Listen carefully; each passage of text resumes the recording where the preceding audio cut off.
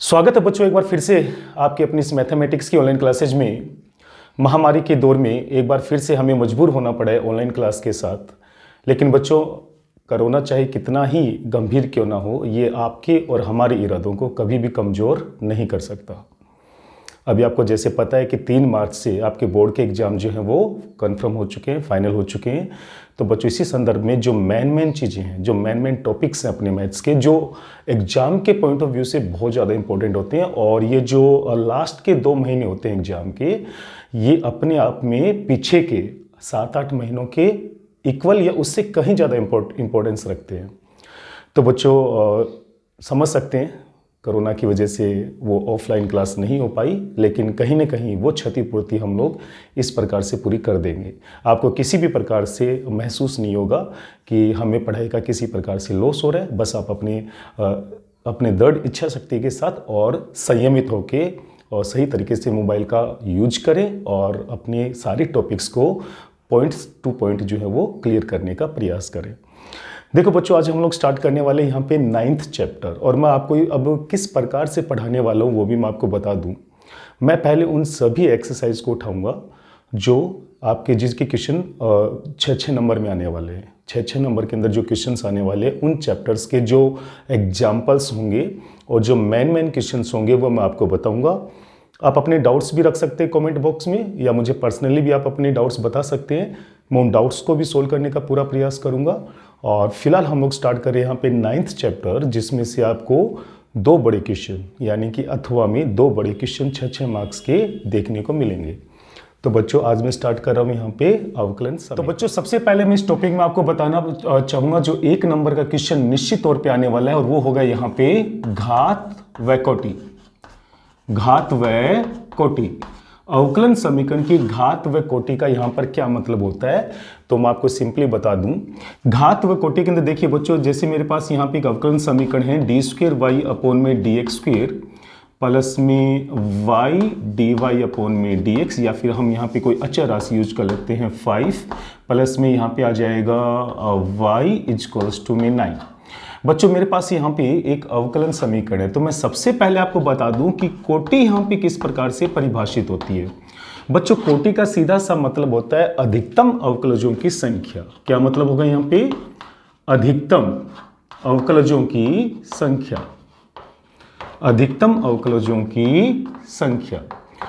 और घात का जो मतलब होता है यहाँ पे होगा अधिकतम अवकलज की घात। अधिकतम अवकलज की घात।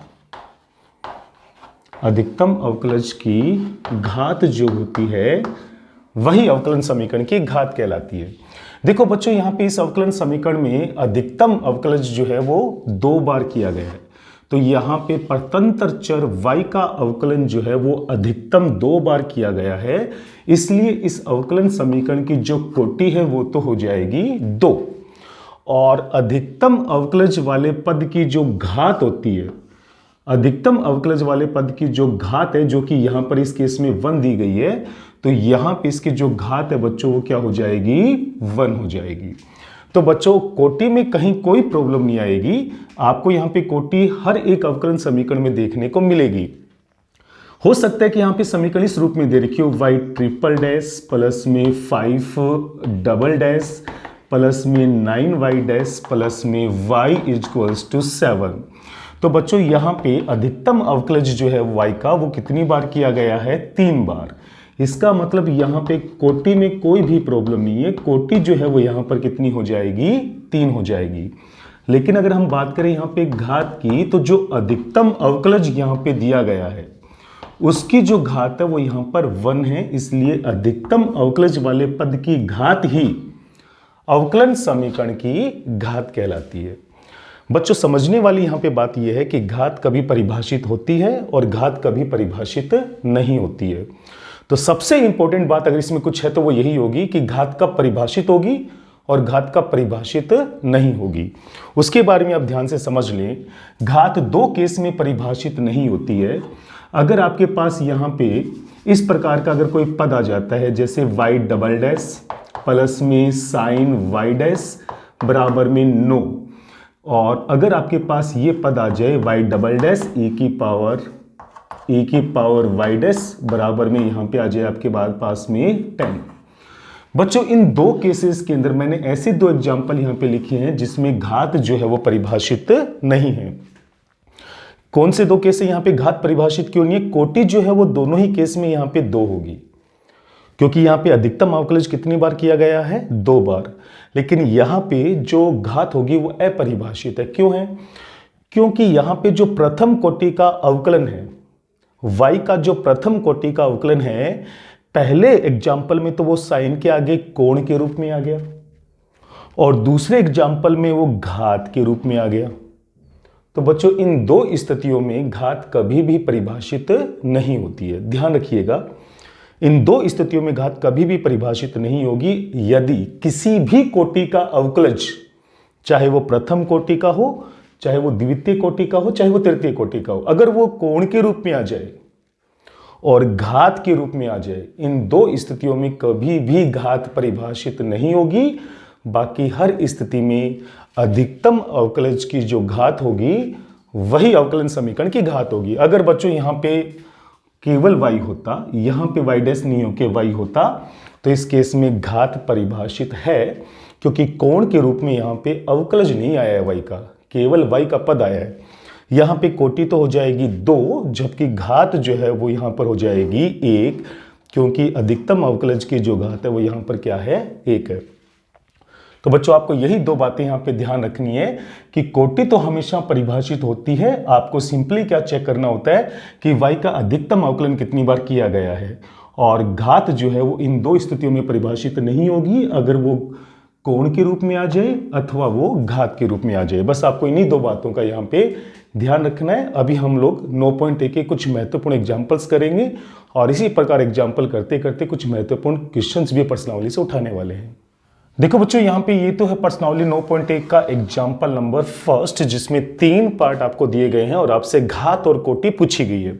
तो देखिए बच्चों 1 बाय 1 हम यहाँ पे समझते हैं। देखिए बच्चों इसकी घात और कोटि क्या हो गया बताइए। इसके अंदर जो कोटि है बच्चों वो 1 है, क्योंकि यहाँ पर y का केवल एक बार अवकलन किया गया है, और यहाँ पे घात भी परिभाषित है, और वो घात कितनी हो जाएगी?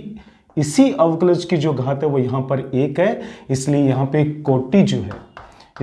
कोटि जो है वो भी 1 हो जाएगी, और इस केस में जो घात है बच्चों वो भी कितनी हो जाएगी? 1 हो जाएगी। अब देखिए बच्चों दूसरा पार्ट जो है इसके अंदर कोटि की बात करें तो कोटि तो यहां पर हो गई 2, क्योंकि y का अधिकतम अवकलन जो है वो 2 बार किया गया है। अब घात की बात करें तो घात देखो बच्चों ना तो कहीं किसी कोण के रूप में आई है और ना ही यहाँ पे घात के रूप में आया कोई भी अवकलज, तो बच्चों यहाँ पे घात परिभाषित होगी, और कोटि चूंकि 2 है तो अधिकतम कोटि वाले अवकलन की जो घात होगी ना वही यहाँ पे अवकलन समीकरण की घात होगी। तो यहाँ पे कोटि 2 है और घात यहाँ पर 1 हो जाएगी। ये बच्चों आपको मैंने प्री बोर्ड के अंदर दिया था, अभी आपको समझ में आया होगा कि यहाँ पे घात और कोटि क्या है, साफ साफ समझ में आ रहा है यहाँ पे कि y ट्रिपल डैश का मतलब हो गया कि y का हमने 3 बार अधिकतम अवकलन किया है, इस वजह से यहाँ पे जो कोटि है बच्चों वो 3 होगी। लेकिन यहाँ पे घात परिभाषित नहीं है। क्यों नहीं है बच्चों? इस पद की वजह से। क्यों? क्योंकि इस पद में जो y का प्रथम कोटि का अवकलन है वो घात के रूप में आ गया, इसलिए यहाँ पे कोटि तो हो जाएगी 3, जबकि घात जो है वो परिभाषित नहीं होगी। और ये निश्चित तौर पर आपको ये क्वेश्चन पूछने वाले हैं, ध्यान रखिएगा इस चीज का। यहां पर देखिए बच्चों कोटि जो है वो तो होगी 4। ये मैंने 9.1 प्रश्नावली के कुछ चुनिंदा क्वेश्चन उठाए हैं। तो देखिए बच्चों यहां पे जो कोटि है वो तो हो जाएगी 4, जबकि यहां पे घात परिभाषित नहीं होगी, क्योंकि y का 3 कोटि का जो अवकलन है, y का 3 कोटि का जो अवकलन है वो कोण के रूप में आ गया। किस रूप में आ गया? यहाँ पे कोण के रूप में, क्योंकि साइन के आगे जब कोई पद आता है तो उसको एंगल माना जाता है, कोण माना जाता है। तो कोटि तो यहाँ पे 4 होगी, और कोटि हर स्थिति में परिभाषित होती है, पर घात जब कोण के रूप में या घात के रूप में कोई अवकलज आ जाए तो वो परिभाषित नहीं होती है। तो यहाँ पे कोटि 4 होगी, घात परिभाषित नहीं होगी। यहां पर भी बच्चों कोटि 2 है, कोटि 2 है क्योंकि y का अधिकतम अवकलन यहाँ पे 2 बार किया गया है, जबकि घात यहां पर भी परिभाषित नहीं है, क्योंकि y का प्रथम कोटि का अवकलन जो है वो कोस के रूप में विद्यमान है। यहां पे देखिए बच्चों, यहां पे कोटि जो है वो 3 है, क्योंकि y का अधिकतम अवकलन 3 बार किया गया है, घात भी यहाँ पे परिभाषित है और अधिकतम अवकलज की जो घात है बच्चों वो 1 है यहाँ पे। तो इसी की घात ही अवकलन समीकरण की घात मानी जाएगी। तो यहाँ पे कोटि 3 है और घात जो है वो 1 है। 11वें सवाल में बच्चों केवल आपसे घात पूछी गई है, हालांकि हम कोटि और घात दोनों का डिस्कशन करेंगे। तो यहाँ पे y का अधिकतम अवकलन 2 बार किया गया है, इसलिए यहाँ पे कोटि तो 2 होगी, लेकिन घात जो है बच्चों वो यहाँ पे परिभाषित इसलिए नहीं है क्योंकि y का प्रथम कोटि का अवकलन साइन के आगे कोण के रूप में विद्यमान है। अब देखिए 12वां जो क्वेश्चन है बच्चों, इसमें केवल आपसे कोटि पूछी गई है। तो आप देख सकते हैं कि y का जो अधिकतम अवकलन है वो 2 बार किया गया है, इसलिए यहाँ पे कोटि तो हो जाएगी 2, और चूंकि घात भी यहाँ पे परिभाषित अगर वो पूछी जाए तो अधिकतम अवकलन की जो घात है ना बच्चों वो यहाँ पे 1 है, इसलिए इस पद में कोटि भी 2 होगी और जो घात है वो यहाँ पर 1 हो जाएगी। तो बच्चों ये कुछ महत्वपूर्ण क्वेश्चन 9.1 से मैंने उठाए हैं घात और कोटि को लेकर, जिसके ऊपर निश्चित तौर पर आपसे एक क्वेश्चन पूछा जाएगा। अभी हम बढ़ते हैं प्रश्नावली 9.2 की तरफ, कुछ महत्वपूर्ण क्वेश्चन। देखिए बच्चों मैं बात करूं 9.2 के एग्जाम्पल नंबर 2 की। देखो बच्चों इसमें हमें क्या प्रूफ करना है कि यहाँ पे एक अवकलन समीकरण दी गई है और यहाँ पर y बराबर e की पावर -3x के रूप में एक समीकरण दी गई है, और आपको यहाँ पे प्रूफ करना है कि ये y बराबर e की पावर -3x का जो पद है वो इस अवकलन समीकरण का एक हल है। तो सिंपली बच्चों हम लोग यहाँ पे क्या करेंगे, y की जगह y की वैल्यू रखेंगे, प्रथम कोटि के अवकलज में प्रथम कोटि के अवकलन की वैल्यू रखेंगे, और द्वितीय कोटि के अवकलन में द्वितीय कोटि अवकलज की वैल्यू रखेंगे। और लेफ्ट हैंड साइड के अंदर वैल्यू रखने के बाद अगर सोल्व करने पे 0 आ जाए तो इसका मतलब y बराबर e की पावर -3x जो होगा वो इस अवकलन समीकरण का एक सॉल्यूशन होगा। तो बच्चों देखिए यहाँ पे हम किस प्रकार से प्रूफ करेंगे, हमें दिया हुआ y बराबर e की पावर -3x योगी समीकरण नंबर 1। मैं इसका यहाँ पे प्रथम कोटि का अवकलन ज्ञात करूंगा तो dy/dx का मान आ जाएगा यहाँ पे e की पावर -3x का अवकलन e की पावर -3x और -3x का हो जाएगा -3, ये होगी समीकरण नंबर 2।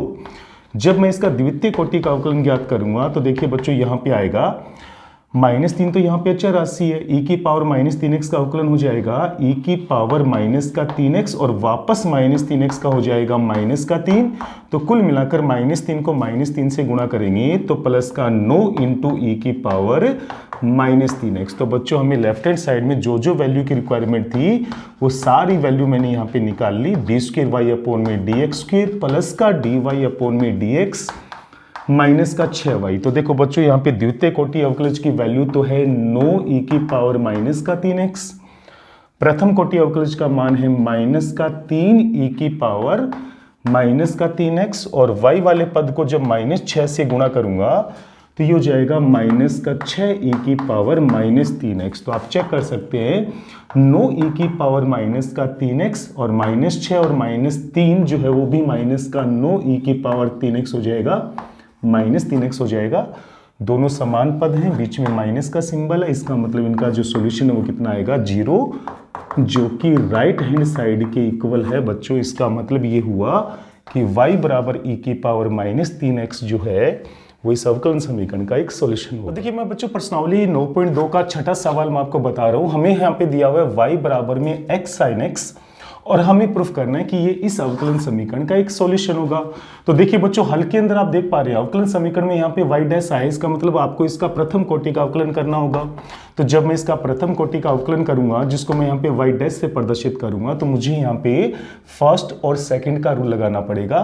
तो x रहेगा कांस्टेंट, sin x का अवकलन हो जाएगा यहाँ पे cos x, और बच्चों यहाँ पे sin x रहेगा कांस्टेंट और x का अवकलन हो जाएगा 1, यानी u इंटू वी वाले फॉर्मूले से हम इसका जो अवकलन है वो कर लेंगे। अब देखिए बच्चों जो हमें प्रूफ करना है उसमें y डैश के गुणा में x आया हुआ है। तो y डैश के गुणा में x आने का सीधा सा मतलब है कि दोनों पक्षों को x से गुणा करने पर, दोनों पक्षों को x से गुणा करने पर क्या आएगा बच्चों, दोनों पक्षों को जब x से गुणा करेंगे तो ये हो जाएगा x y डैश। इसको अगर मैं पहले लिखता हूं तो बच्चों ये हो जाएगा x sin x। तो बच्चों मैंने sin x को पहले x से गुणा कर दिया तो ये x sin x हो गया, और ये बन जाएगा यहाँ पे x स्क्वायर cos x, क्योंकि x एक पहले से था, जब हम इसको x से गुणा करेंगे तो ये x स्क्वायर हो जाएगा। अब देखिए बच्चों यहाँ पे x y डैश हो गया बराबर में x sin x का जो मान है समीकरण नंबर 1 से किसके बराबर है, y के। तो इस पद को मैं किससे प्रतिस्थापित कर दूंगा, y से, और प्लस में यहां पर है एक्स स्क्वायर और कोस एक्स की चूंकि मेरे पास कोई वैल्यू नहीं है तो मैं यहां पे कोस एक्स को लिख सकता हूं अंडर रूट में 1 माइनस साइन स्क्वायर एक्स, क्योंकि अंडर रूट में 1 माइनस साइन स्क्वायर एक्स जो होता है वो किसके बराबर होता है, कोस एक्स के। और आप देख सकते हैं बच्चों की समीकरण नंबर 1 से जो साइन एक्स का मान है, समीकरण नंबर 1 से जो साइन x का जो मान है बच्चों वो किसके बराबर होगा, y बट्टे x के। किसके बराबर हो जाएगा, y बट्टे x के। तो वो वैल्यू हम यहां पे रखकर इसको सोल्व करेंगे। तो आप देखिए x y डैश बराबर में y plus x square into में 1 माइनस यहां पे आएगा y स्क्वायर बट्टे एक्स स्क्वायर, क्योंकि साइन स्क्वायर का मान हो जाएगा y स्क्वायर बट्टे एक्स स्क्वायर। सोल्व करने पे हो जाएगा y प्लस एक्स स्क्वायर और अंडर रूट में यहाँ पे जो लघुत्तम है बच्चों वो आएगा एक्स स्क्वायर, तो लघुत्तम के बाद में हो जाएगा एक्स स्क्वायर माइनस में वाई स्क्वायर। आगे सोल्व करेंगे तो y प्लस में एक्स स्क्वायर अंडर रूट में बचेगा यहाँ पे एक्स स्क्वायर माइनस का वाई स्क्वायर, और जो एक्स स्क्वायर है वो वर्गमूल से बाहर आकर बन जाएगा x। तो फाइनल पद जो है बच्चों वो आएगा यहाँ पे एक्स वाई डैश बराबर में y प्लस एक्स स्क्वायर में x का भाग देंगे तो x और अंडर रूट में आएगा एक्स स्क्वायर माइनस का y स्क्वायर। तो बच्चों यहाँ पे ये जो अवकलन समीकरण है वो प्रूफ हो जाती है, जो कि इसी सॉल्यूशन से हमने निकाल लिए। तो सिंपली हम कह सकते हैं कि यहाँ पे ये जो सॉल्यूशन है वो इसी अवकलन समीकरण का होगा, और ये बात यहाँ पे प्रूफ हो जाती है। चलो बच्चों हम कुछ और महत्वपूर्ण सवाल जो है वो इस प्रश्नावली से लेके आते हैं। तो बच्चों यहाँ पे प्रश्नावली 9.2 का 7वां क्वेश्चन हम सोल्व करेंगे। यहाँ पे हमें सॉल्यूशन दे रखा है एक्स वाई बराबर में log y प्लस में c, और मुझे प्रूफ करना है कि ये y डैश बराबर वाई स्क्वायर बट्टे 1 माइनस एक्स वाई का सॉल्यूशन होगा। तो बच्चों हम क्या करेंगे, इसका u इंटू वी से अवकलन करेंगे और उसके बाद में वहां से y डैश का मान निकालने का प्रयास करेंगे। अगर वो इसके इक्वल आता है तब तो ये इसका सॉल्यूशन होगा, अदरवाइज नहीं होगा। तो देखिए बच्चों क्या करेंगे, u इंटू वी लगाएंगे तो x रहेगा कांस्टेंट और y का अवकलन हो जाएगा y डैश, प्लस में y रहेगा कांस्टेंट और x का अवकलन हो जाएगा 1। log y का अवकलन होता है 1 बट्टे y और y का अवकलन होता है y डैश, और c यहाँ पे अचर राशि है उसका अवकलन हो जाएगा 0। तो देखिए बच्चों यहाँ पर आएगा आपके पास x y डैश, और ये y डैश अपॉन में y इधर आकर माइनस का y डैश अपॉन में y हो जाएगा, तो बराबर में आएगा माइनस का y। जब यहाँ से मैं y डैश को कॉमन लूंगा बच्चों तो मेरे पास यहाँ पे आएगा x माइनस 1 अपॉन में y और बराबर में आएगा माइनस का y। y लघुत्तम लेंगे तो बच्चों ये बन जाएगा यहाँ पे एक्स वाई माइनस का 1 बट्टे में y और यहाँ पर आएगा माइनस का y। तो यहाँ से जो y डैश का मान होगा बच्चों वो आ जाएगा आपके पास में वज्र गुणा करने पर माइनस का वाई स्क्वायर, क्योंकि y को y से गुणा करेंगे तो वाई स्क्वायर, और बट्टे में आएगा एक्स वाई माइनस 1। और जब इस माइनस को हम यहाँ से जो माइनस लेंगे उससे वो माइनस क्या हो जाएगा, कैंसिल। तो हर के अंदर जो पद दिया गया था एक्स वाई माइनस 1 ये बन जाएगा 1 माइनस एक्स वाई। तो बच्चों यहाँ पे y डैश बराबर आ गया वाई स्क्वायर बट्टे 1 माइनस एक्स वाई, जो कि इस पद के इक्वल आ गया। इसका मतलब यहाँ पे ये सॉल्यूशन इसी अवकलन समीकरण का होगा। इसी प्रकार बच्चों यहाँ पे दिया गया है आपको y माइनस कोस y बराबर में दिया गया है x, और मुझे यहाँ पर ये अवकलन समीकरण प्रूफ करनी है। तो बच्चों सबसे पहले हम इसका प्रथम कोटि का अवकलन करेंगे। तो बच्चों y का अवकलन हो जाएगा यहाँ पे y डैश, कोस y का अवकलन होता है माइनस का साइन y, तो माइनस माइनस हो जाएगा प्लस, प्लस का साइन y, और y का अवकलन हो जाएगा y डैश। वहीं x का जो अवकलन है वो कितना होगा, 1 होगा। अब बच्चों इन दोनों पदों में से मैं यहाँ पे y डैश जो है वो कॉमन लूंगा, तो मेरे पास यहाँ पे आएगा 1 प्लस में साइन y। क्या आ जाएगा यहाँ पे, 1 प्लस में साइन y और बराबर में 1। अब देखिए बच्चों जो पार्ट हमें प्रूफ करना है उसमें बाहर y डैश है, तो y डैश तो बाहर कॉमन आ चुका है। साइन y के गुणा में यहाँ पे y है, इसका मतलब ये हुआ कि पूरी समीकरण को मुझे किससे गुणा करना है, y से। तो हम यहाँ पे दोनों पक्षों को y से गुणा करने पर क्या आएगा, देखिए ये तो हो जाएगा बच्चों यहाँ पे y साइन y को y से करेंगे तो ये हो जाएगा y साइन y, और y डैश बाहर हम कॉमन पहले ले चुके हैं, और 1 को भी जब y से गुणा करेंगे तो यहाँ पे आएगा y।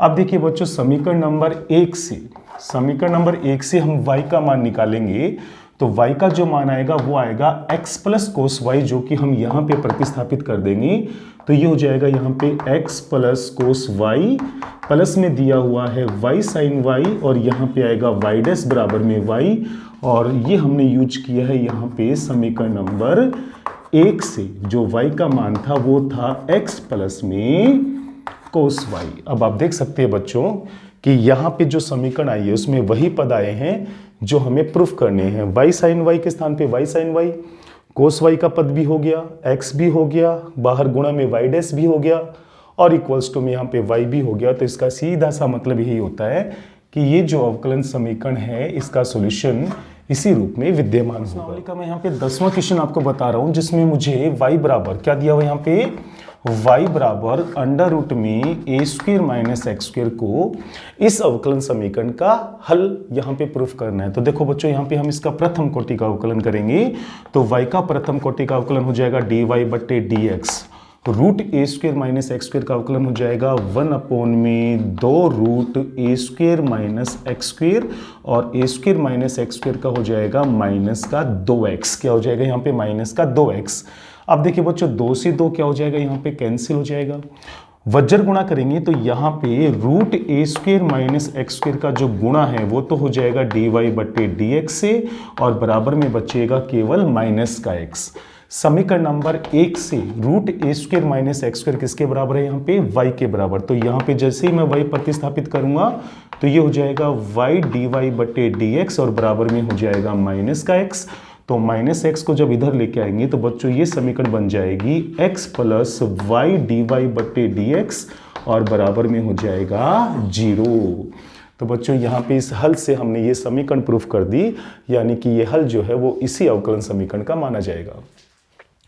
अब देखिए बच्चों, यहाँ पे ये क्वेश्चन भी पूछे जा सकते हैं। इसका सीधा सा औचित्य क्या होता है कि किसी भी कोटि के अवकलन समीकरण के व्यापक हल में, ध्यान दे बच्चों, किसी भी कोटि के अवकलन समीकरण के व्यापक हल में अगर आपको स्वेच्छ अचरों की संख्या पूछी जाए, व्यापक हल में स्वेच्छ अचरों की संख्या पूछी जाए तो उनकी संख्या उतनी ही होगी जितनी कोटि की वो अवकलन समीकरण है। यानी कि यहाँ पे चूंकि ये 4 कोटि का अवकलन समीकरण है तो इसके व्यापक हल में, ये वर्ड यहाँ पे महत्वपूर्ण है बच्चों, व्यापक हल के अंदर जो स्वेच्छ अचरों की संख्या है वो 4 ही होगी। 4 क्यों होगी, क्योंकि यहाँ पे कितनी कोटि का अवकलन समीकरण है, 4 कोटि का। लेकिन बच्चों, अगर किसी अवकलन समीकरण के विशिष्ट हल के अंदर अगर स्वेच्छ अचरों की संख्या पूछी जाए तो विशिष्ट हल के अंदर स्वेच्छ अचरों की संख्या हमेशा ही 0 होती है। कितनी होती है यहाँ पे, हमेशा ही 0 होती है, भले ही अवकलन समीकरण किसी भी कोटि का हो। यानी कि विशिष्ट हल में स्वेच्छ अचरों की संख्या कोटि के ऊपर निर्भर नहीं करती है, उनकी संख्या हमेशा 0 होगी विशिष्ट हल के अंदर। तो आप इस पॉइंट को जो मैंने अंडरलाइन किया इसको थोड़ा ज्यादा गौर करें। विशिष्ट हल के अंदर स्वेच्छ अचरों की संख्या हमेशा ही 0 होती है। ये अवकलन समीकरण की कोटि के ऊपर आधारित नहीं होती है, उस पर डिपेंड नहीं करती है। लेकिन व्यापक हल में जो स्वेच्छ अचरों की संख्या है ये उतनी ही होती है जितनी कोटि का अवकलन समीकरण यहाँ पे लिया गया है। तो चूंकि यहाँ पे 4 कोटि का अवकलन समीकरण है तो इसके व्यापक हल में स्वेच्छ अचरों की संख्या कितनी होगी, 4 होगी। तो बच्चों, मैंने अपने हिसाब से 9.1 और 9.2 के जो कुछ महत्वपूर्ण क्वेश्चन जो एग्जाम में पूछे जा सकते थे वो मैंने बता दिए हैं। फिर भी आपको इन 2 प्रश्नावलियों में कहीं पे भी किसी भी क्वेश्चन में कोई डाउट हो तो आप पहले मुझसे वो क्वेश्चन पूछेंगे, तो मैं कल आके पहले वो बताऊंगा, और उसके बाद में मैं अपने हिसाब से 9.3 और 9.4 के महत्वपूर्ण क्वेश्चंस जो है वो उठाते चलेंगे, आपके डाउट्स को सोल्व करते चलेंगे, और एग्जाम तक जो है हम लोग सारे पूरे मैथमेटिक्स के जो महत्वपूर्ण क्वेश्चन और एग्जाम्पल हैं उन सबको हम लोग सोल्व कर लेंगे। उम्मीद करता हूँ कि आप मेरे साथ साथ यहाँ पे इसी प्रकार से आप पढ़ाई करते रहेंगे, मेहनत करते रहेंगे, तो नो डाउट आपका रिजल्ट जो है वो सबसे अलग होगा। तो इन्हीं शुभकामनाओं के साथ आज के लिए बस इतना ही। जय हिंद, जय भारत।